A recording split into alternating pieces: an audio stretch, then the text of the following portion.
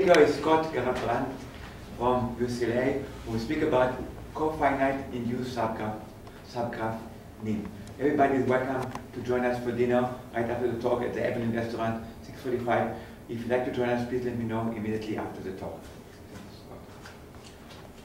Okay, thank you. I'd like to start off just by saying that all this is joint work with Adam Landsberg from Claremont McKenna, Pitzer, and Scripps colleges, and Eric Friedman from Cornell University. I'm going to be talking about Cofinite Induced Subgraph Nim, which is a game. It's a generalization of a very famous game called NIM, so I'm going to start off just explain to you what the game NIM is. So NIM is a game that's played with some number of heaps of beans, and it's played between two players. These players take turns removing any positive number of beans from any one heap. And then when all the heaps are empty, the next player to move has no move. The next player to move has no move, no available options, and is going to be declared the loser. So I want to go through a small game just to show you guys what this is. So say we have three heaps of beans of size 3, 5, and 6. Anybody willing to play with me? No? Go first? Yeah. You want to go first? No, I want to go that. Yeah. All right. Whatever you want. Which do you want? Second. Okay, I'll go first. So I'm going to remove 5 beans from the third pile, and that's going to take us to 3, 5, and 1. Then I need to do what do I need to do? I'm bad at this part. I got an extra 2 floating around. I got to get rid of that somehow. And a 4. So I guess I got to take from the 5. Yeah. Guess I got to make it a 2. All right. There we go. 3 from the 5 turn into a 2. Now we're in 3, 2, 1. Okay, I will take 3 from the 3, putting us in position 0, 2, 1. I'm taking. To turn again. What's my goal? Last bean or not the last bean? I forget. Your goal is to take the last bean, leave me with no moves. Okay, then I'll take 1 from the 2. All right. I have 2 beans in 2 different piles. I have no options now. I go down to 0, 0, 1, taking the last bean, and then you win. Well, that was sad. I'm supposed to be an expert on this game. Everyone comfortable with how this game is played? All right. We're going to denote positions as a list of natural numbers, where numbers are the sizes of the piles. And from a position x1 through xn, you can move to y1 through yn if they're all the same, except for one coordinate is strictly decreased. All right? So, to analyze games like NIM, we have an important notion called a game graph. So what we're going to do, what we're going to do is we're going to take all the positions in the game, and we're going to note them with vertices, and then we're going to draw edges between these vertices if there's an available move.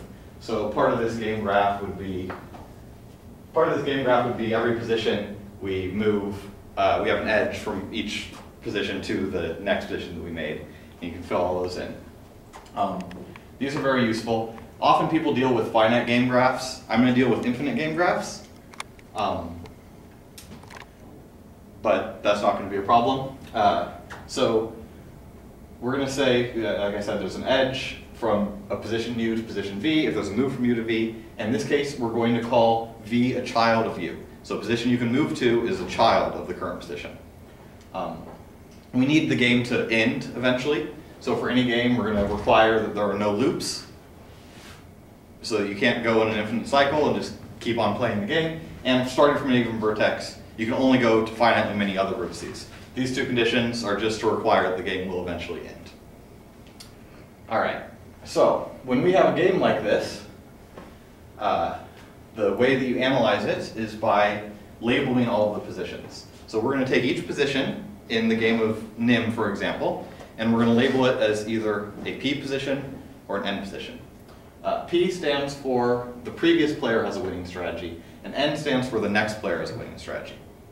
So it's kind of clear that from any given game, a computer could theoretically map out all the positions, figure out which player is going to win, and label it as a P or an M position. So given enough computation time, you can always kind of figure out what a position is, but we want to kind of look at the general structure of these P and M positions. So yeah, every position is going to be classified. And these are very important because if you want to play perfectly, all you have to do is identify the P positions. So my opponent identified the position that we started in was a P position, so they wanted to go second and force me to start in the P position, force me to be the next player to move in a P position. And as the next player to move in a P position, I'm doomed to lose, provided that my opponent plays perfectly. So here's some properties of the set of P positions and N positions. First of all, every child of a P position is an N position. To see why this is true, imagine that it's not. Imagine that you have a P position child of another P position, right? Then you're in this position. The previous player has a winning strategy. The next player to move has a move that puts them that moves into a P position. If they move into a P position, they're now the previous player and they have a winning strategy. But if the other player had a winning strategy, there's no way that the player's current turn is going to be able to turn it around and make themselves win. So it's necessary that every child of a P position is an N position. Further, we need that every N position has some P position child. All right, to see why this is true, imagine you have an N position. The next player to move can win the game. That's the definition of an N position. They must have some winning move. They must have some move that's a smart move to play because they have a winning strategy. Just take whatever move that they would make if they were playing perfectly, and because they have a winning strategy, because this move is going to eventually make them win, they're moving into a position where the previous player, the player who just moved, is now going to win. So every N position has a P position child, has a position you can move into that is a P position. These two properties are actually everything that you need. So when we're trying to analyze a game, we're trying to find the P position so we know how to win. All we have to do is we have to find the set of positions that has this property. All right? So let's do this for NIM. I'm going to show you right now how to win at NIM, which my opponent clearly already knows. I'm going to define an operation called NIM sum, denoted with that little plus sign. And so to compute A NIM sum B, we're going to take A and B and convert them to binary, and then add bitwise without carrying. So, for example, if we had 3 and 5, right, we'd convert them to binary. So 3 looks like this, and 5 looks like this. We're going to add them without carrying. So in the 1's place, we have 1 plus 1 is 10. We put a 0 down here, and we do not carry the 1. And then we have 1 plus 0 is 1, and just 1 by itself is 1. So we get that the answer is 6. So 3 NIM sum 5 is 6. To win at NIM, all we need to do is take all of the positions and NIM sum them, take all the sizes of the piles of beans, NIM sum them together. If the result is 0, then that is a P position. So for our example, in the original thing that we had the pile, we had the piles 3, 5, 6, and we NIM sum 3 and 5 together. We get 1, 1, 0. We now NIM sum that with 6. But if you NIM sum a number with itself, you're going to get 0. So our initial position, 3, 5, 6, was a P position. And so the next player to move is going to lose. The previous player to move is going to win. The next player to move is going to lose. So I, as the first player, lost the game because my opponent knew what he was doing. All right. Does everyone understand NIM? Okay. So proving that this is true is actually not that difficult. What we're going to want to do is we're going to prove that this is true, we're just going to imagine, we just need to show that these two sets, the set of p positions, which are the set of all the things that nim sum to 0, and the set of n positions, the set of things that don't, have the properties we described before. We have to show that every n position has a p position child, and that you can never have a p position that's a child of another p position. So the way we're going to do this is we're going to first imagine we're in a p position. So our numbers are going to nim sum to 0. Then when you make a move, you have to decrease one of the numbers. But when you decrease one of the numbers, you have to change one of the binary digits. And when you change one of the binary digits, you have to mess up this thing on the bottom. So if you're in a p position and you make a move, you must move to an n position. All right?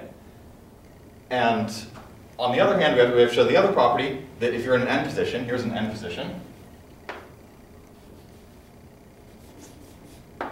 6, 3, 6 is an n position. We want to show that you can always move into a p position. The strategy for doing this is you look at your nim sum, you take the highest order digit that is a 1, all right? Because it's a 1, something that you added together must have had a 1 in this place. So you just pick any number that had a 1 in this place. Let's say this one, take this 1. So what we're going to do is we're going to decrease this 1 to a 0. That's going to fix this digit. And then everything after it, we can put whatever we want there. Because we decreased this 1 digit to a 0. No matter what we put after it is going to still be a decrease of that pile. So what we can do here is we need to fix this digit by turning this 1 into a 0. And we need to fix this digit by turning this 0 into a 1. So we move from the 6 to 5. And we move to the position 5, 3, 6, which is a p position, and that makes our nim sum equal to 0. So in general, anytime you're in an n position, you can move to a p position, and if you're in a p position, you can never move to another p position, which is exactly the property that we want. All right, now I should be able to go away from the board for a while. Okay, so this is a picture of the p positions in 2-heap nim. So these are my two coordinates. I have my x coordinate and my y coordinate. Those are the two sizes of the piles. And I put a black dot down wherever it's a p position. So notice that all the black dots are exactly when x equals y. And that's because if you take a number and nim sum it with itself, you get 0. All right? All right. So now I want to visualize some 3-heap nim. I only have a 2-dimensional board, so this is going to be slightly harder. What I'm going to do is I'm going to make my third axis be denoted with color. So here we have our x-axis, our y-axis, and then the color represents the level in the z-axis. So for every x and y, there's going to be only one p position of the form x, y, z. And I just denoted that value with color in this picture. Dark blue is 0, and then red is very high. So look at this picture, and you probably see that it's a fractal. It has some self-similarities. The most important self-similarity that I want to point out is that if you look at a smaller grid that's exactly half the size, it's going to look exactly the same with the color scaled. So if I cut this as 5,000 by 5,000, if I cut it at 2,500 by 2,500, it would look exactly the same, except it's more blue here. But that's because we're scaling our x-coordinates, scaling our y-coordinate, and then also scaling our z-coordinate, which is color. So if I only look at the bottom left fourth of this board, it's exactly the same as the whole board, with slightly less detail, with the color shifted to make up for the fact that we shifted the other coordinates. And this is a very beautiful property of NIM, and it's actually very easy to prove because our p positions in nim we found using binary. So it makes sense that if we just add an extra 0 to the end of all our digits, double everything, you're going to get another p position. So anytime you have a p position x, y, z, 2x, 2y, 2z is also a p position. So this is very easy to prove. But I claim that the moral reason as to why this is true is not that simple. That even though we can prove this very simply, there's kind of some hidden things behind it that it's really hard to understand why this morally should be true. And that's that's the main purpose of what I'm talking about today. All right. So to see why it's morally going to be true is what we're going to do is we're going to change the game slightly. What we're going to do is we're going to introduce a little bit of chaos into the initial conditions or the end game conditions of this game. And then what we're going to find is that it messes everything up. And I'm going to analyze this game, and I'm eventually going to talk about this period 2 scale invariance of the new game that we get.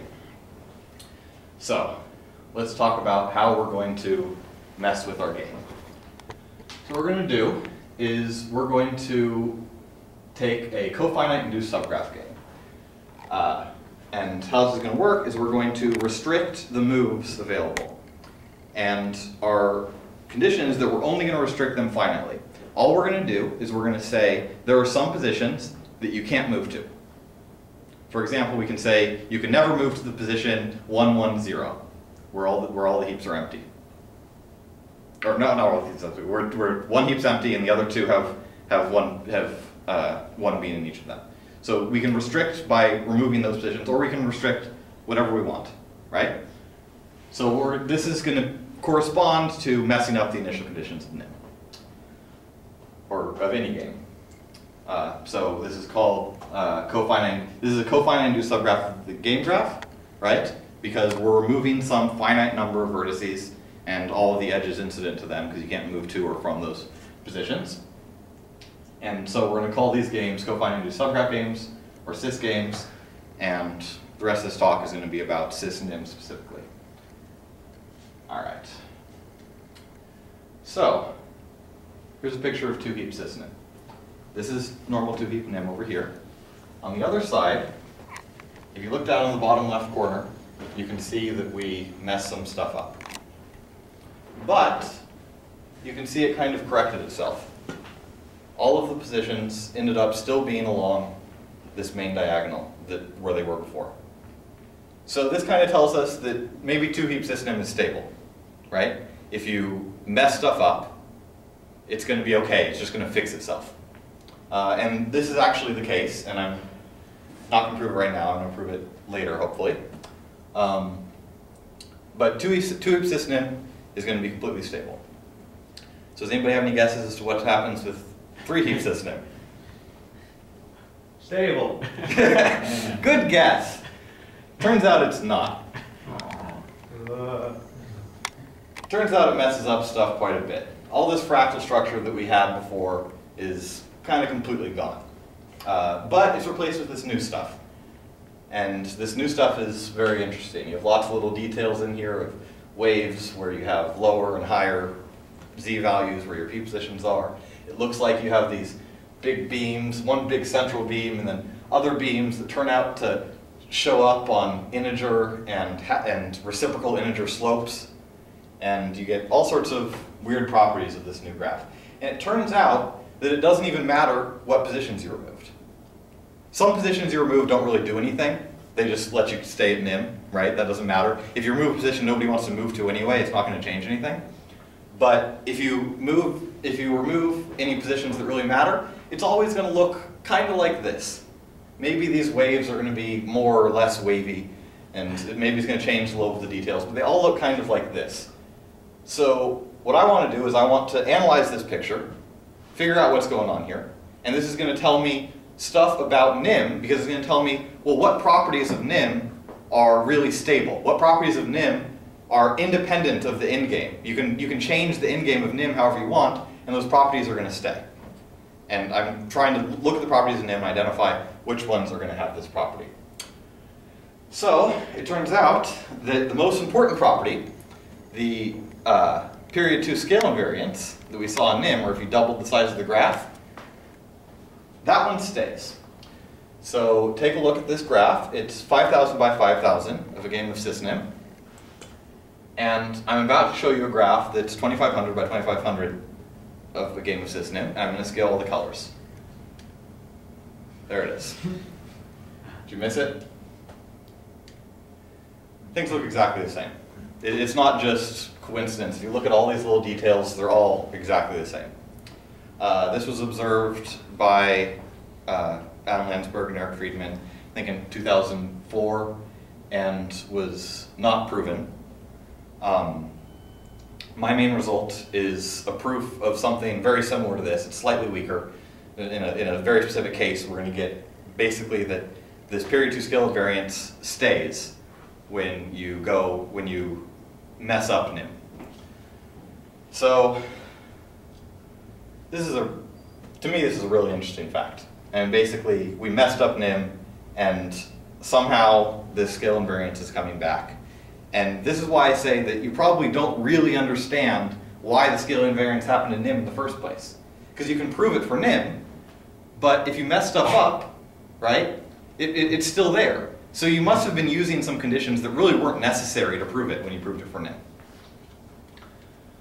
All right, so first thing I have to show you is that these pictures I drew were well defined in the first place. Remember I said that the color is going to represent the unique z value, such as x, y, z is a p position. First I have to show that there is a unique z value. So here's a theorem. For any non-negative integers x and y, there's going to be unique z such that x, y, z is a p position. And further, this z value is going to satisfy this inequality, where f is the number of points you removed. Or size of f is the number of points you removed. F is the set of points you removed. All right. So to prove this quickly, we can prove it by contradiction. What we're going to do is we're going to take all of the positions of the form, well, first we're going to take all the positions of the form x, y, z, where x and y are fixed, but z can range. Notice that if two of them are p positions, you can move from one to the other. That's going to be a contradiction. So uniqueness is very easy. The existence is going to be the hard part, and the bound is going to be the hard part. So we're going to take all the p positions of the form x, y, z. Remember, x and y are fixed. And we're going to let z be anything less than or equal to x plus y plus size of f up there. All right? So how many positions are there of this form? X and y are fixed. Z ranges from 0 to x plus y plus size of f. So there are going to be x plus y plus size of f of them, right? And consider all these positions, or plus 1. X plus y plus size of f plus 1 of them. Okay? And we have to assume, for the purpose of contradiction, that none of these are p positions. If none of them are p positions, then they all must either be n positions or removed positions, right? Because the children of p positions, either they're not there or they're n positions. Those are the only two options. Well, at most, size of f of them are going to be removed positions, because that's how many removed positions there are. And further, I claim that for most x of them, we can find a p-position child of the form x prime y z. So for most x of these positions, of these large number of positions we have, we're going to have a child that is found by removing the x coordinate. All right. So to see why this is true, imagine that more than x of them were found by have a p-position child where you remove the x coordinate. Well, then what's going to happen is, because you can only decrease the x coordinate to x different things, 0 through x minus 1. Two of them are going to have the same x prime. So we're going to have two p-positions of the form x prime y z1 and x prime. The pigeonhole principle starts again. Yeah, it's pigeonhole principle. We're going to have two p-positions of the form x prime y z1 and x prime y z2. But because two of the coordinates are the same, we can decrease either z1 to z2 or z2 to z1, will have a p position from which you can move to another p position. That's going to be a contradiction. So at most x of them are n positions with p position child where you decrease the x coordinate. Similarly, at most y of them are n positions with p position child where you decrease the y coordinate. So what's left? Well, there has to be at least one thing left. It must be an n position, and it must have a p position child. That p position child can't come from decreasing the x coordinate. It can't come from decreasing the y coordinate. It must come from decreasing the z coordinate. But this p position child is of the form x, y, z prime, with z prime lower than our bound. And that's going to be a contradiction. So these pictures that I drew are actually well defined. For every x comma y, we can find a z. And the question is just, what is that z? There's going to be a single z, and the question is, what is it? All right. So we have this bound on what z is. We can actually improve this bound if we go far away from the origin. So if we're sufficiently far away from the origin, what's going to happen is, I'm going to skip over part of this. Basically what's going to happen is we're going to get far enough away from the origin that the f can't mess with us. We can't have any f children. We can't have any children that are in f. And because of that, we're not going to have that term size of f in there, where we're not going to have that term size f in there, so we can bound it just by z has to be less than or equal to x plus y. This bound is significantly better. It's proven in exactly the same way, except we got rid of the size of f part. And this bound is significantly better because it's going to tell us something about 2-heap nim. So we can use this to say, well, what kind of p positions can have one of your piles empty, right? Those are going to be the p positions in 2-heap nim. Because one of your heaps is empty, it's like it's not there. Well, say you had a position n, m, 0, right? That was in 3-heap nim that is a p position for sufficiently large n and m, or for large n and m. Well, and n and m are distinct. Well, what's going to happen? Say, without loss of generality, m is greater than n. Well, we know that m has to be less than or equal to n plus 0. That's going to be a contradiction. So you can't have any p positions of the form m, n, 0 with m and n distinct when you're far away from the origin. So, corollary is that for all sufficiently large n, n, 0 is a p position.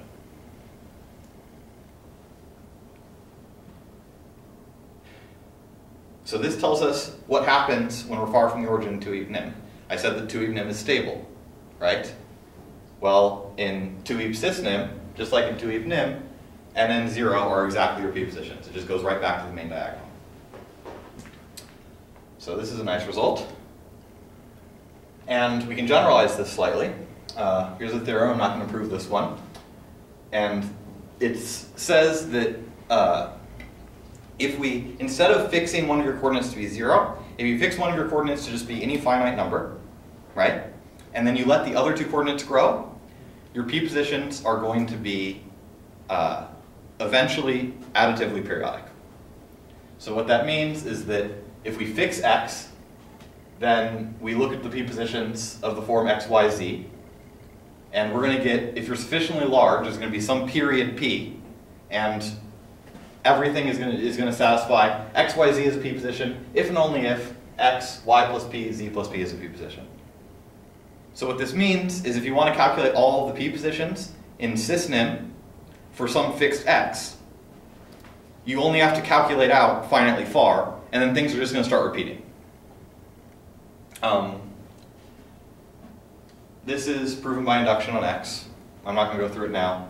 But the base case is the corollary that we saw before. And can you when x is 0. the period as a function of x? You can bound it by x factorial. But that's as good as you can do. And I think it's, in general, it's going to go, I think it's going to grow exponentially. This is going to be completely impractical. You're not going to be able to actually find the p positions this way. But theoretically, you could. All right, so there's periodicity result. Now we're going to get to the big result. Period 2 scale invariance. So I said before that I kind of proved the period 2 scale invariance. I actually proved something slightly weaker. So I'm going to state that here. So let pi of n denote the number of p positions in which all 3 coordinates in 3 heap system are less than or